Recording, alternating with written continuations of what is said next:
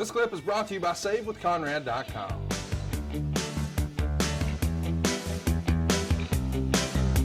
Now the Rock and Roll Express. Roll Express and Paul Jones are all here. Paul Jones has presented me with a signed contract for his men to meet the Rock and Roll Express here on national television today.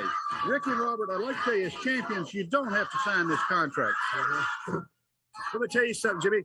We are wrestling champions, and we'll wrestle Renee Fernandez, Rick Rude, anytime, any place. Here you go. I'll sign the contract right now. But let me tell you something, DQ.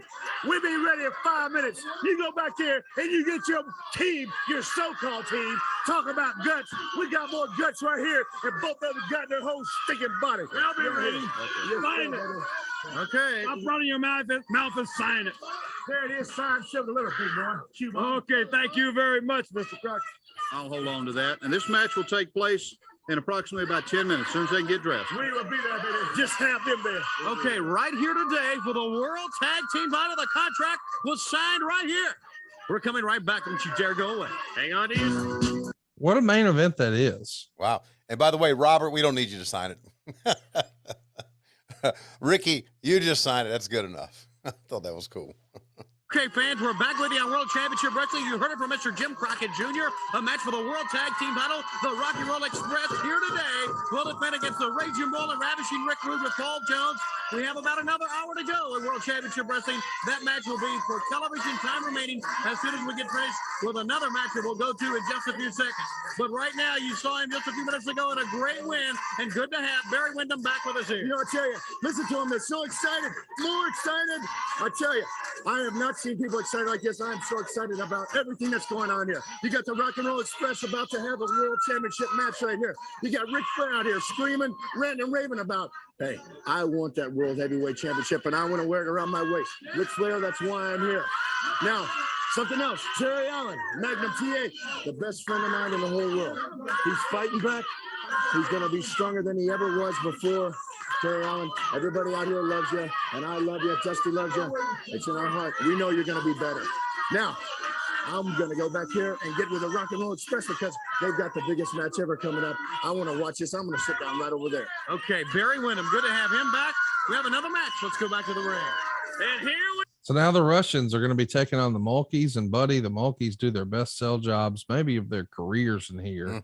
They're going to be flying all over the place, in particular for one half of the future demolition. But, you know, we touted and talked about how great Barry Windham was. And you and I both think he's probably either 1A or 1B for the best wrestler in the world here in 86. Yeah.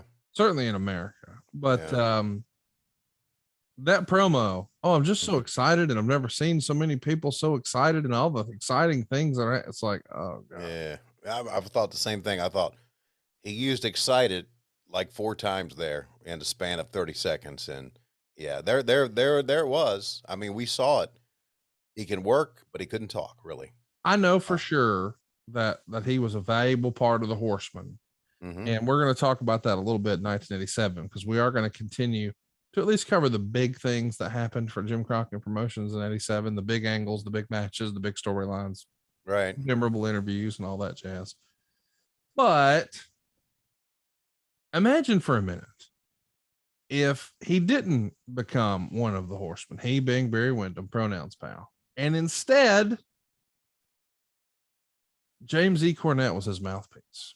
Cornette was only managing at this point Bubba and the Rock and Roll Express, but we would see in another iteration of Cornette in the WWF, him be the mouthpiece for Yokozuna and Big Van Vader. And buddy, if he could have, if Corny's doing the talking, but he's got a stallion in the stable, I mean, could there have been anybody to stop a heel Barry Windham with Jim Cornette as the mouthpiece? That would have been tremendous. It would have been tremendous. I agree. I agree that he needed somebody to be able to talk for him. His father, Blackjack, was one of the better talkers in the business. Back when he was Blackjack Mulligan, he could, man, Blackjack talked me into many buildings in my fandom, but Barry just didn't get that from him. And no, I agree. A manager for Barry Windham would have been tremendous. But anyway, it's great to see him back. You know, I did not go to Starrcade. Hey, it's Conrad Thompson. Thanks for checking out the podcast here on YouTube. Be sure to hit the subscribe button and the notifications bell so you get a notice anytime we upload some new content. And go save yourself some money right now. If you're in a 30-year loan or you have credit card debt, it's not a matter of if I can save you money. It's a matter of how much. Find out right now for free at SaveWithConrad.com.